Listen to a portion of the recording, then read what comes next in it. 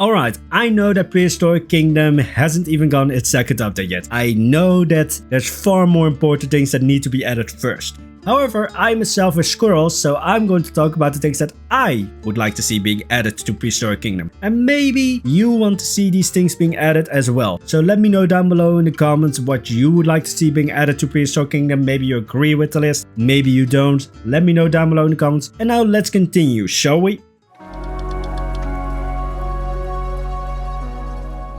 I have seen the roadmap that Prehistoric Kingdom has laid out with like the updates. I've seen them and I've thrown it away because I want to be original and make up my own ideas for what I would like to see being added to Prehistoric Kingdom. I don't want to retread familiar ground, even though some of these could be archived under some of the points that they want to add with the update. But anyways, the first idea that I had when it comes to things that I would like to see being added to Prehistoric Kingdom is different types of guests. I want to see elders walk along my zoo. I want to see disabled guests go about their day in my zoo. I want to see children run around like crazy with inevitably that one annoying kid just completely oblivious to their entire environment, annoying everybody like crazy, and then inevitably they trip and then face plant. And then I can be just like, karma, bitch.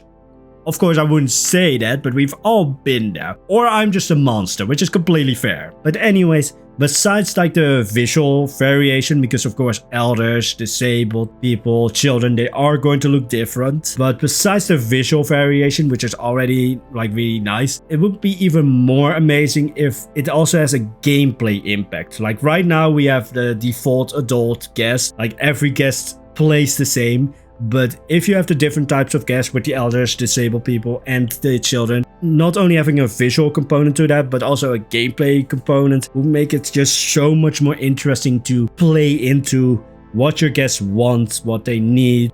So for example, when it comes to elders, they might have lower movement speed. They might want to rest more and rest for longer. Because there's this thing that's called people watching, which I've been told is interesting, but I don't have the patience for it. On the other hand, when it comes to like elders, besides like, oh, they have lower movement speed, they want to rest more and rest for longer, they might want to go to a fancy or relaxing restaurant. They just want to sit down and have a good meal. They don't want fast food or deep fried stuff. But then also they might have higher starting cash. They might be able to withdraw more, because that's the train of thought that usually goes around in the urban design world or urban planning world, which is, oh yeah, elderly people, they're usually wealthier. And then when it comes to children, they might be the opposite with like higher movement speed, needing fewer rest because they just want to go, go, go. They might get bored far easier because they just want to go from habitat to habitat, from attraction to attraction. They might also want the fast food. They want the deep fried stuff. They want the candy. They want the ice cream. They want everything that just makes your teeth fall out and cry. Just having different components or aspects to like the needs, the requirements, and the wants for the guests. And then when it comes or disabled guests, that's going to be really interesting because, like, for example, for a guest in a wheelchair or on crutches, if a slope is above a certain angle, they might not be able to use it. Or if they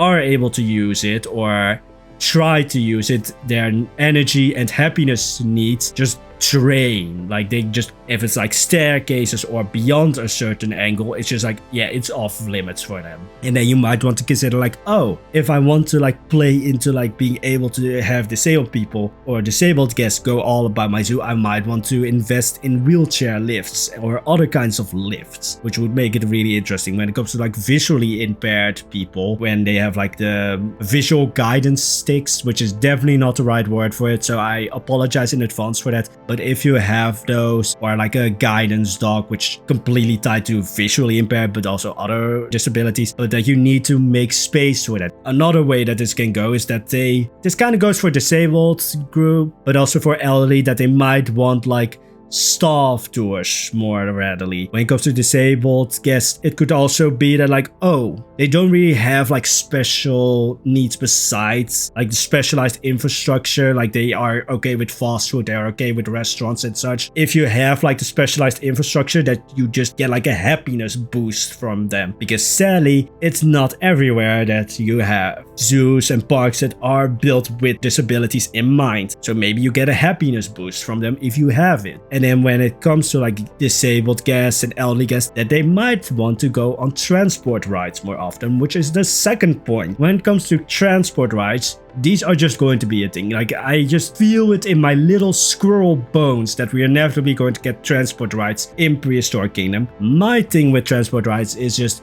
I'm very curious with like how Prehistoric Kingdom has already done like the navigation when it comes to guests, because like you don't need to lay down pods for a guest. You can build something out of pieces that could work as a pod, and they are going to use it as a pod, which I'm just like blown away by. Like, I will praise that feature to high heaven. I'm just very curious of how Prehistoric Kingdom would go about transport rides, just because comparing it to Planet Zoo, if you want like a safari track or safari ride, you have to build with that pre-built track, and you usually try to hide it. When it comes to Prehistoric Kingdom, I really just envision like how you set up like bus routes in city skylines, where you just draw a line and it just goes along that way. When it comes to Prehistoric Kingdom, your zoos are just going to use, just by default, going to be larger than your regular everyday zoos. Because, again, comparing it to Planet Zoo, habitat size requirements in Planet Zoo is on average, I would say, like 1,000 square meters. Whereas in Prehistoric Kingdom, it's not unusual for it to be 40,000 or 30,000 or 20,000. Do you really think that Auntie Tessie of like 80 years old is going to be able to walk all that way?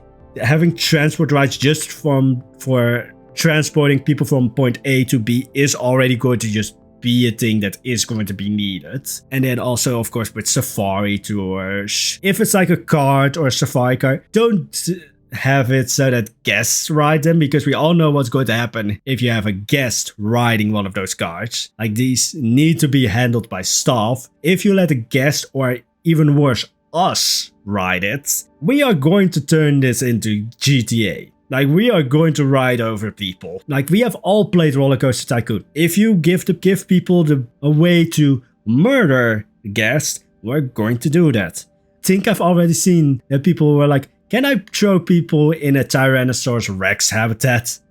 Like, we all want to just like see what happens. We've all drowned people in lakes in Roller Coaster Tycoon. We've all drowned our Sims or set them aflame or in other ways killed them. So these transport rides would definitely need to have like staff. Prehistoric Kingdom might go about like the city skylines way, or at least that would be the more interesting way in my mind. Of like, oh, you can just build a road and have a line that goes over it. Of course, with like a train or a monorail, you would need to have like a pre-built track. But with the other ways of like with the carts and such, it would just be interesting if you don't need to like hide some. But anyway, that's for transport rides. Then there is the point of education, which I think is really just like, I said education, but it's just guest interaction with habitats, I would say. Because I would like to see like staff tours, keeper talks, having like the signs showing all these kinds of like tidbits or information about the dinosaurs in that habitat. And then the one thing that has been living rent-free in my head for a week now, the photo booths. Cutouts, like the how do you say it, like the images where the faces of the dinos are just cut out and you put your own face in it and take a picture. Which, let's be honest about those things, they are never good because they're good. Like, the pictures that you take with those cutout things are never good because they're good. They are good because they're so bad that they're good. Like, you don't look good in those pictures. It's just, it's so bad that it's funny, or so bad that it's... But I would like to see just like different ways that the guests can interact with the habit. Maybe not so much with the dinosaur, because you don't want people petting a Tyrannosaurus Rex. You know, having like the signs with information, having the staff tours where they just talk about like, oh, this is this dinosaur and they lived there and they ate this, and all this information. Having like keeper talks or something like that, where you feeding times where you see guests just gathering around the keeper who's feeding the dinosaurs or the animals. That would just be a really interesting thing. And on a second note, or actually the fourth and last point of today's video, and going along with that guest interaction with habitats, I would really love to see petting habitats. This is mainly coming from the point of me just going, I want to ride one of those giant centipedes.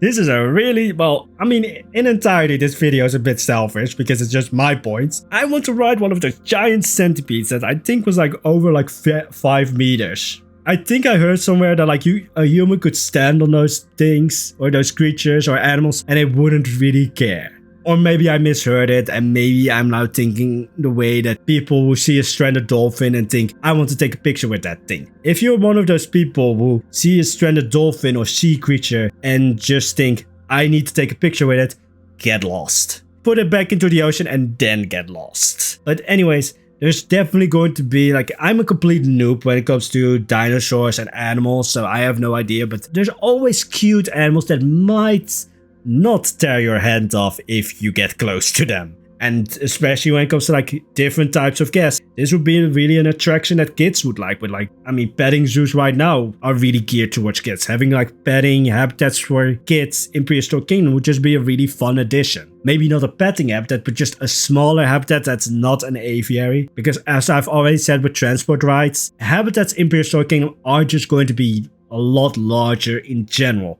But then also having those smaller habitats that are not an aviary would be just a nice addition to fill up the space. And then if you have a petting habitat, that's even more. But yeah, when it comes to, I just want to add this because we have reached the end of the video, but it's been a bit of a heat wave, or well, heat wave. We had one day where it was 38 degrees, the next day it dropped to 25. You can really see when it comes to the notes. Well, you can't see, but I can see. When it comes to the notes for this video, that affected me because when it comes to children, I completely tried to skip over this, but my brain is not allowing me to. But the only thing that I wrote down when it comes to like, oh, different types of guests, children. The only thing that I wrote down was goes bzzz. I'm not joking. I wrote down goes bzzz. I might have been confusing children with bees. Although brain melty. Anyways, that's going to be it for today's video. Just to round everything up, the things that I would like to see added to Prehistoric Kingdom, different types of guests with elders, disabled guests, children, and having a gameplay impact when it comes to those different types of guests, not just a visual impact, having transport rides because your zoos are just inevitably going to be larger, and then having that guest interaction with the habitats, with the animals and the dinosaurs. When it comes to like education with staff tours, keeper tours, or keeper talks, signs, educational signs. And then petting habitats or just smaller habitats, like having those things added to Prehistoric Kingdom would just be really interesting, really amazing, and just take the game one step further. In my head, at least. But anyways, that's going to be it for today's video. Let me know down below in the comments if you agree with this list. Maybe you don't. Maybe you have other points that you would like to add. Let me know down below in the comments. And I hope to see you in the next video. If you like this video, there's the like and subscribe button if you want to see more. And then there's the notification button. But that one is just as broken as kids go bzzz. Anyways, have a wonderful day, guys. Bye bye.